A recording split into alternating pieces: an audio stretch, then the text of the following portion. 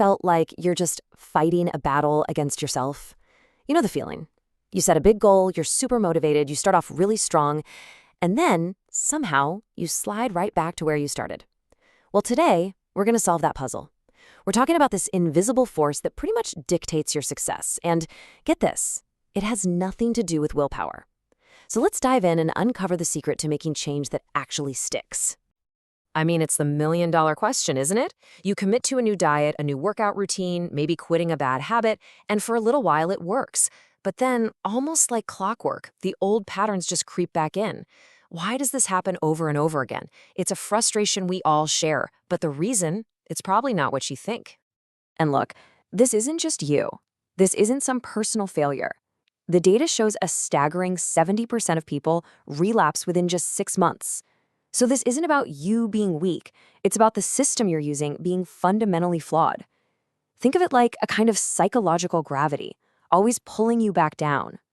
And that gravity creates what we can call the relapse loop. You start with all this motivation, you make some real progress, and then, boom, you slide right back to your baseline. It's this powerful, subconscious cycle that just runs on autopilot.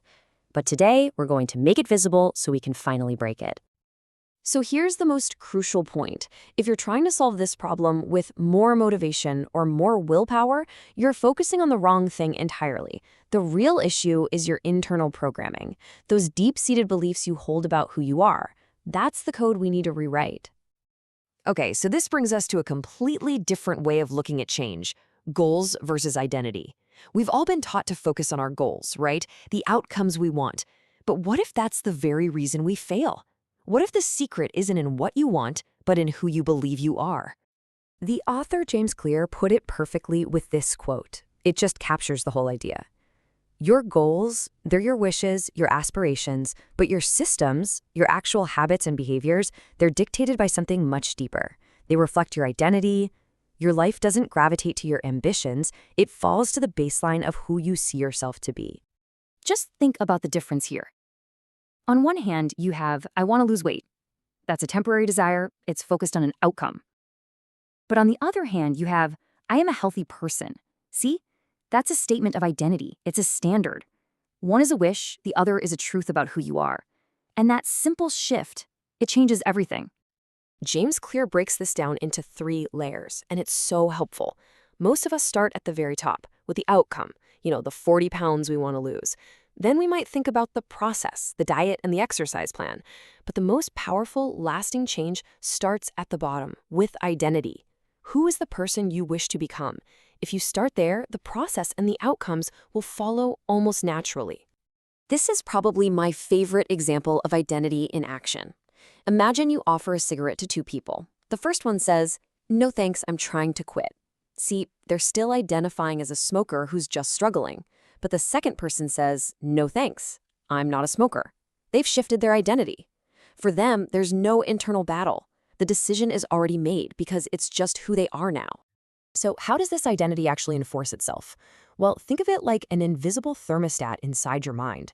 It has a set point for every area of your life: your health, your in time, your happiness. And whenever you stray too far from that setting, it kicks in automatically to pull you right back. Now, the scientific term for this thermostat's mechanism is cognitive dissonance. It sounds complicated, but it's really just that intense discomfort your brain feels when your behavior doesn't match your core beliefs. Your brain absolutely hates this conflict. So to get rid of the stress, it'll either change the belief or, and this is what usually happens, it'll sabotage the new behavior to pull you back in line with your old identity. Let's see how this plays out in real time, step by step. Let's say you decide to wake up early for a run. That's a new positive action, but it's totally at odds with your current self-image. Immediately, the alarm bells of cognitive dissonance start ringing. Your subconscious identity, that part of you that says, I'm not a morning person or I'm not an athlete, it just screams, whoa, wait a minute, this isn't who we are. This feels wrong. And here's the final step, the result. To get rid of that stressful conflict, your brain creates this powerful resistance. It starts whispering excuses. You're too tired. One day off won't hurt. This is just too hard. It's not laziness. It's literally your internal thermostat self-correcting back to its familiar, comfortable setting. Okay, so if we can't win by fighting the thermostat, how do we win? Simple. We don't fight it. We consciously reset it. we can actually rewire our identity so that those positive behaviors become the new normal. And there are 4 steps to do exactly that. It starts with awareness. What's the baseline you always seem to fall back to? Just notice it, no judgment. Then you challenge the belief behind it. Where did that story even come from? Is it actually true? Third, you consciously set a new standard. You declare the new identity you're stepping into. And finally, and this is the most critical part, you have to prove it to yourself with small, consistent behaviors. This right here, this is the key that unlocks everything. You don't just wake up and decide on a new identity. You earn it. Every single time you do a push-up, you cast a vote for, I'm the type of person who doesn't miss workouts. Every time you write just one sentence, you cast a vote for, I am a writer. These small votes are the evidence that literally builds a new belief system. There's this incredible story about a woman who lost over 100 pounds using this exact strategy. Instead of focusing on this massive, intimidating goal, she just carried a simple question with her all day. What would a healthy person do?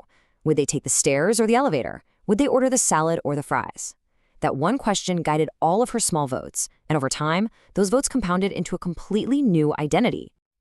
So this is the ultimate shift we're talking about. Stop thinking in terms of goals and start thinking in terms of standards.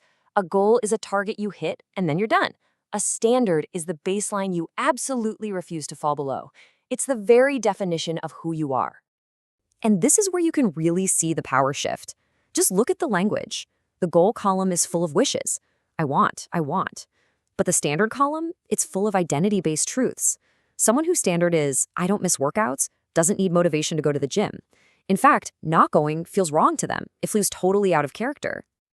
There's a famous leadership principle that applies perfectly to our internal lives. Every single time you tolerate an old behavior, you are accepting that as your standard.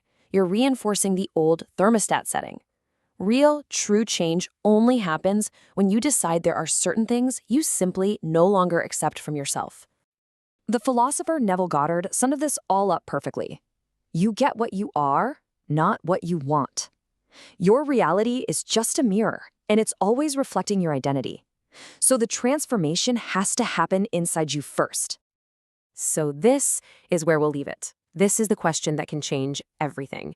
It's not about what you hope to achieve next year. It's about what you will no longer tolerate from yourself, starting right now, today. What's the new baseline? What is the standard that you will absolutely refuse to fall below?